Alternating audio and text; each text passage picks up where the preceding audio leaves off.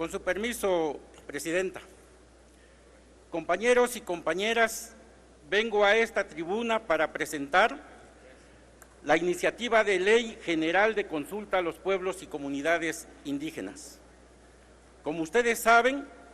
México es firmante de los acuerdos internacionales que establecen derechos humanos, económicos, sociales, culturales y políticos, que incluso han sido incorporados en nuestra Carta Magna, pero en la práctica han sido quebrantados por diferentes instancias de gobierno, procuración de justicia y por corporaciones policíacas y militares. El Estado mexicano, a través de la reforma constitucional publicada en junio del 2011, elevó a rango constitucional los derechos humanos consagrados en el Pacto Fundacional de la República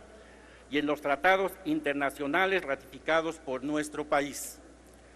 Los derechos humanos plasmados en el Convenio 169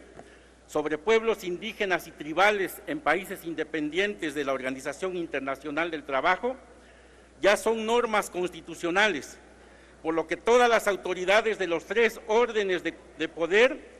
tienen la obligación de promover, respetar, proteger y garantizar. Así, el Convenio 169, en concordancia con la fracción 9 del apartado B del artículo 2 constitucional, consagra el derecho de los pueblos indígenas a ser consultados por las autoridades de los tres órdenes de gobierno antes de adoptar cualquier acción o medida susceptible de afectar sus derechos o intereses. Es un hecho notorio que las organizaciones indígenas y campesinas de nuestro país han tenido que recurrir a su derecho de resistencia en situaciones de carencia extrema, porque el Estado no toma en consideración la situación de vulnerabilidad de sus derechos. Las concesiones mineras y la instalación de megaproyectos otorgadas por el gobierno federal han generado conflictos con las poblaciones afectadas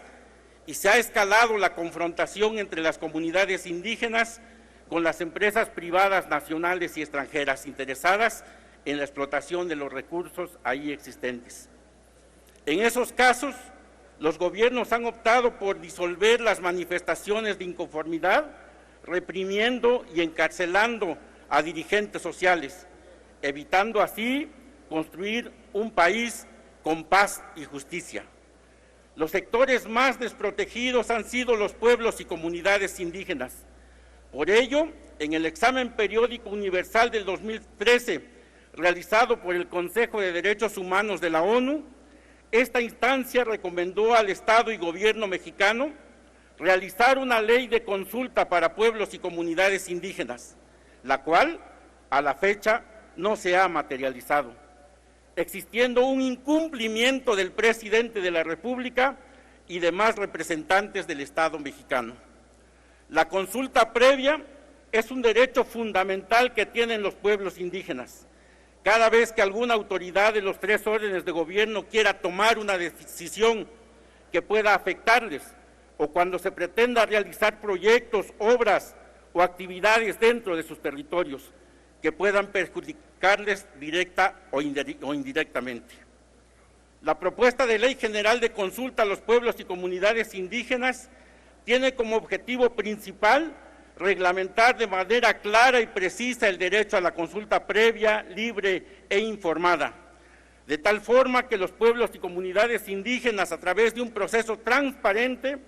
puedan expresar su opinión en un medio libre, que se oponga a la coacción o interferencias con las que se pretenda tergiversar lo que decida el pueblo o comunidad indígena. La presente propuesta consta de 26 artículos divididos en 7 capítulos, que pongo a consideración de esta soberanía y espero sea aprobada para ir saldando parte de la deuda histórica del Estado con los dueños originarios de este país. No omito terminar diciendo que esta ley será sin duda un instrumento útil de concertación para los pueblos indígenas y el Estado mexicano, y con su aprobación podrán superarse grandes diferendos y se propiciarán acuerdos inimaginarios que abatirán pobreza y miseria al que han sido condenados los pueblos indígenas de este país, terminando con una era de despojo de sus tierras y territorios. Es cuanto, Presidenta. Muchas gracias, señor diputado.